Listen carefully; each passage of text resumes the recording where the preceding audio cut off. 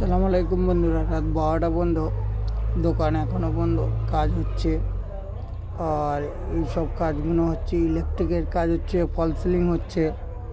আজকে সারা রাত ঘুম হবে না, কাজের মধ্যে আছি। সব থেকে বড় কথা হচ্ছে এরই নাম প্রবাস। এত কষ্ট করেও রাত 2টো 2:30টা পর্যন্ত কাজ হচ্ছে।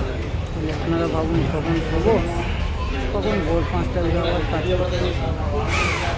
আপনারা সবাই ব্লগটা দেখুন, আপনাদের ভালো লাগবে।